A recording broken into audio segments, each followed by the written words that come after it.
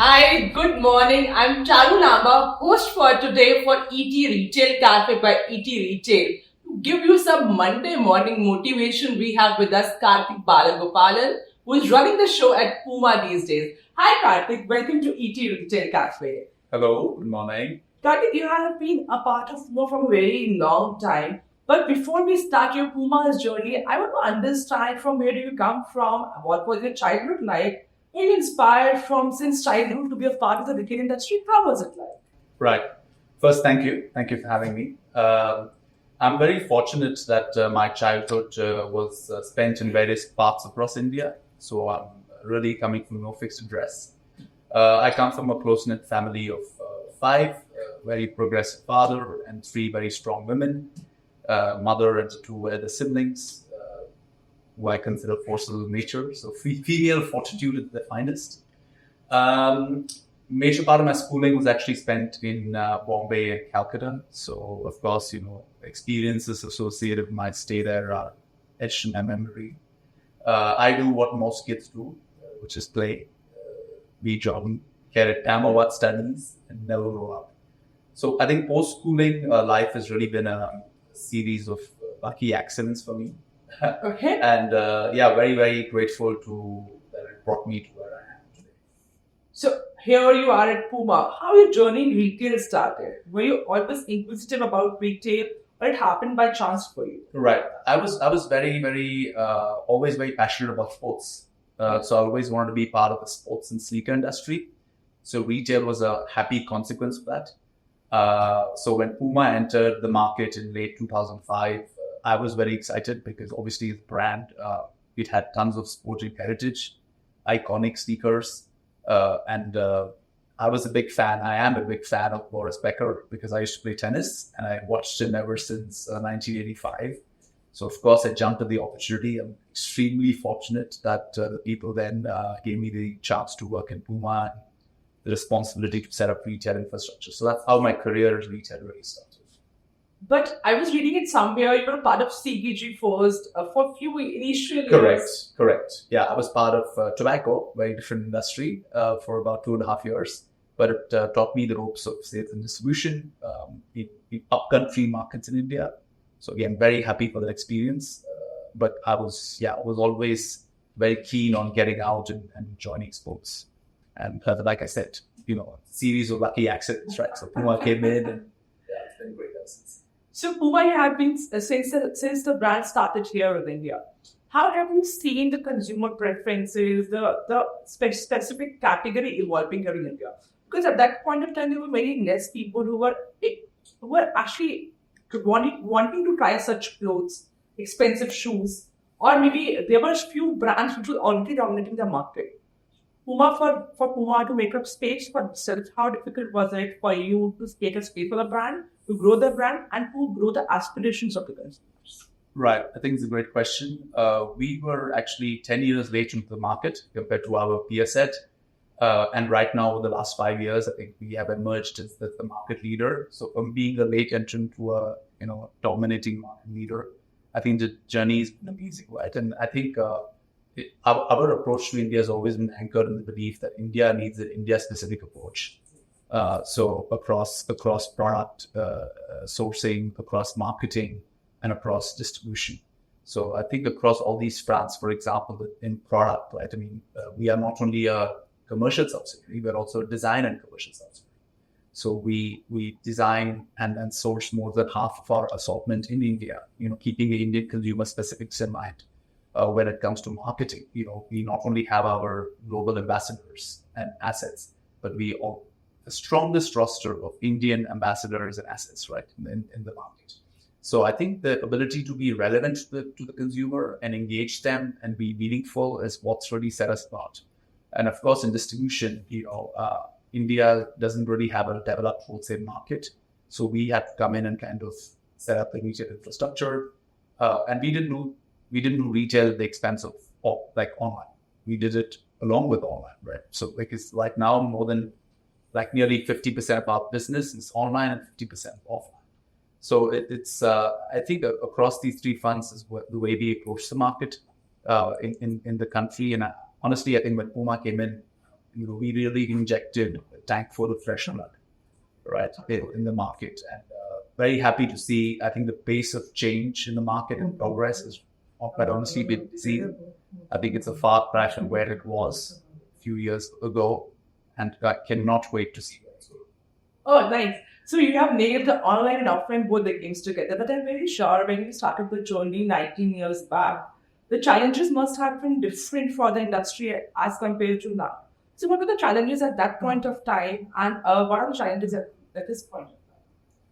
Well, I think when we entered the market, then I think obviously consumers were not as educated and informed as they are today.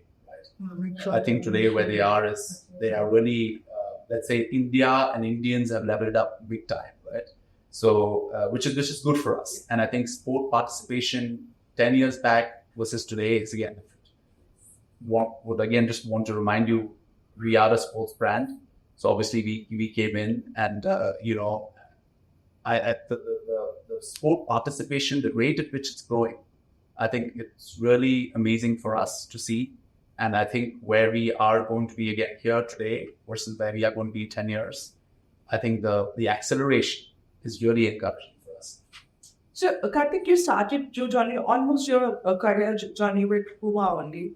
So you must have learned a few things while being on the journey. What are those 3 key learnings that you learned, and how are you imbibing those learnings in the team which you are heading?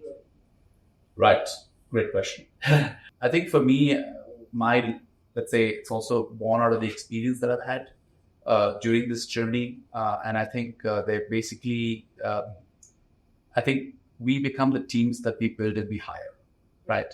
So I think good hiring, as far as I'm concerned, is one of the single biggest activities that one does. So getting the people right is very important. I think having the right strategy which matches the situation, because of course situations evolve, and one needs to be nimble enough, to continuously evolve that as a standalone. I think that's equally important. The strategy kind of answers the how. And I think being disciplined, right? Being disciplined, being very extremely passionate about your purpose. I think that's what keeps the whole organization going.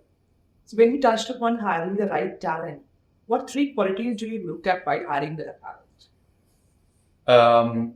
Energy, because we want to hire people that we want to work for.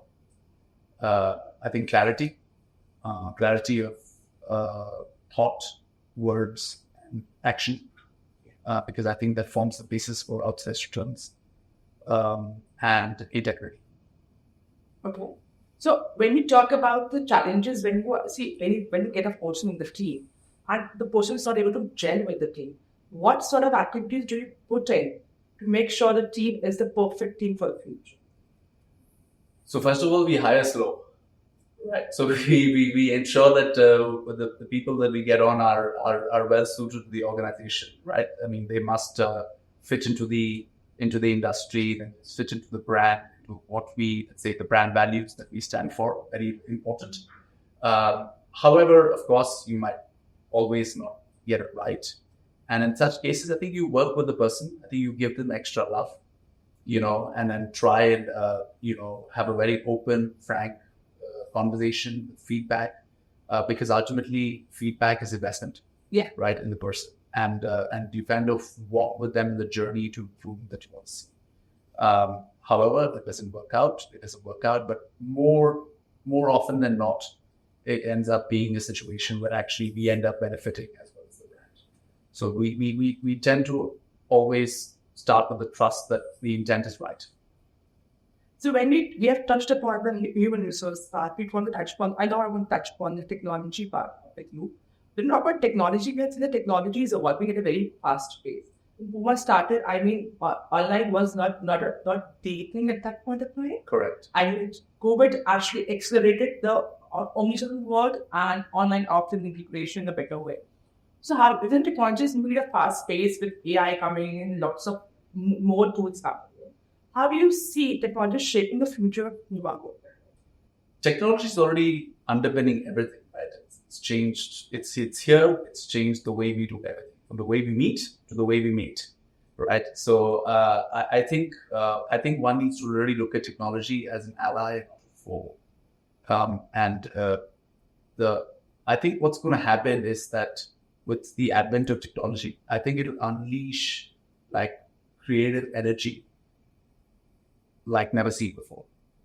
And what's going to happen is that it's going to ultimately give us time where expansive and creative ways of thinking can really flourish. And when I say rather that we should look at it as something that's an ally, I think we should use technology either to be more efficient, i.e. bottom line, or effective. So get more top line, right? So I think that across the board, not only in digital, but also in retail and also in back office, right? We see technology reaping huge benefits for us. And we are already on the journey. And I don't think there is like transformation for me is we are in this era of continuous transformation, right? So it'll continue to evolve. And I think what we aspire to be is to really be nimble and be ahead of the change. But there are certain apprehensions among people's mind that technology might take their job. I mean, are you ever apprehensive of that thing? What if technology takes a job someday? What will you do? No, I don't look at it that way because I don't think, like I said, technology helps us more than hurts us. Of course, I think it can take away some mundane, repetitive jobs. But then I think if people are able to reskill and upskill, it allows them to do, more creative jobs. Because ultimately, I think creativity will be one field which will really be rewarded. Now, coming to the marketing of Kuma, I want to understand Kuma has aced the marketing game in the industry. Your last campaign was a huge hit. What points do you keep in mind when you roll out the marketing campaign? In India, we've already sown the seeds of a strong brand platform. We have mainly, let's say, two communication streams. One, which is rooted in sport, because that's what we are as a sports brand. And of course, one which is trying to, increase our aspiration in the lifestyle segment. So I think we try and balance both of these because ultimately what we want to achieve is a healthy balance between brand equity and commercial goals. So of course, we look at, what is it that we're trying to achieve with the campaign? So, what do we want to solve for? Who do we want to talk to? And, how is the best way to, get the message across, right? And I think, again, like I said earlier, I think our marketing has always been based on the fact that we need to be locally relevant, we need to be engaging and meaningful, and we need to do it consistently, right? And this is why I think Puma as a brand, when you look at when I speak to consumers, I think it's a brand that's emerged over the years as a very, very loved brand in the country. Of course, thanks to all the great work that the teams have done. When you speak to consumers, what 3 points they highlight they love about you? Of course, the product. I think it's something that they really, it's very attractive to them. It also on the technology side, the performance side of products. They like our tone of voice in marketing. And actually, whenever they have got in touch with the brand, more often than not, they are very, very happy with the service that's from us. So going ahead, how do you plan to shape Kuma for the future? We will continue to invest heavily in sports. So I think the sports first strategy, performance heavy, because like I said, sport participation is growing tremendously in the country. So we will do that. We will also try to amp up our initiatives on the lifestyle side to really premiumize the brand a little bit. And basically a combination of these, like I said, to drive commercial growth, right, as well as brand equity. So before we wrap up this interaction, I will have a rapid fire with you. Yeah. Where I will give you a chance to think about it and let you answer it quickly. Okay. So which is your favorite business book and what have you learned from that? Recency bias. I just finished reading a book. It's called Unreasonable Hospitality. It's from the restaurant business. unbelievably good book. I think it has a lot of application for different industries. I mean, the one big learning, if you ask me, is that I think perfection is something that is not attainable, but if you chase it, you may catch excellence. Nice. So one retailer or retail brand that you admire a lot and why? Different industry, Oberoi. They nail it every time. They're on point and they consistently, I mean, again, tying back to unreasonable hospitality, I think they consistently exceed customer expectations. And I think they also, let's say, validate another core belief of mine, which is that they always hire great people. Oh, nice. If not in retail industry, where would you have been? Honestly, I cannot think. Like I said, I'm in the sports industry. It's a fantastic industry. It's young. It moves fast. It keeps you young. It's a good confluence of sport, lifestyle, culture, passion. I can't think of another industry to be in. If not working at a PUMA office, what are you doing in your free time? I like to run. Like this morning, I also ran. I had a few knee niggles at the beginning of the year, but now restarted. I like to cook in my free time, a little bit of food because I'm a big foodie. I like to also play tennis on the weekends. And I used to cycle a lot, especially on the weekend when I was in Germany, but now I've stopped it in the last 13 months. But I still managed to sneak in a bike ride. 3 advice that you want to give to budding entrepreneurs who are shaping the brands for tomorrow? Try and solve a problem for the customer. Be very purpose-driven because I think that helps in longevity. Try and be nimble so you can be at the forefront of change one simply being undone by it. And hire the best. The rest will take care of itself. Thank you so much, Karthik. It was a pleasure talking to you. Likewise. Thank you so much. Thank you. Thank you guys for watching this special episode with Karthik Balagopalan. We really enjoyed shooting it. Hope you also enjoyed it. Keep sharing your feedback on our social media channels and we'll see you again next week with a new retailer and a new story. Till then, bye-bye.